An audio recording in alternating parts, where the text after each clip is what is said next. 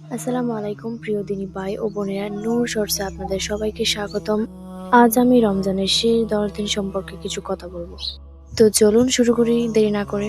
রমজানের শেষ 10 দিন মুসলমানদের জন্য খুবই গুরুত্বপূর্ণ সময়। এই দিনগুলোতে আল্লাহর ইবাদত বেশি বেশি করার সুযোগ পাওয়া যায়। রাসূল সাল্লাল্লাহু আলাইহি ওয়াসাল্লাম ইবাদতে এই সময় আরো বেশি মনোযোগ দিতেন। তিনি বেশি বেশি নামাজ পড়তেন, কোরআন তেলাওয়াত করতেন এবং বেশি বেশি আল্লাহর কাছে দোয়া করতেন। এই শেষ 10 দিনের মধ্যেই রয়েছে মহামূল্যবান রাত লাইলাতুল কদর। এই রাত হাজার মাসের চেয়ে উত্তম। তাই আমাদের উচিত এই দিনগুলোতে বেশি বেশি ইবাদত করা, তাহাজ্জুদ নামাজ পড়া, কোরআন তেলাওয়াত করা, দান সদকা করা এবং আল্লাহর কাছে ক্ষমা চাওয়া। আমরা যেন দুনিয়ার কাজের চেয়ে আল্লাহর সন্তুষ্টিকে বেশি গুরুত্ব দেই। তো আমার কথা এই পর্যন্তই ছিল। আল্লাহ যেন আমাদের সবাইকে রমজানের শেষ 10 দিনের বরকত পাওয়ার তৌফিক দান করেন। সবাই বলি আমিন।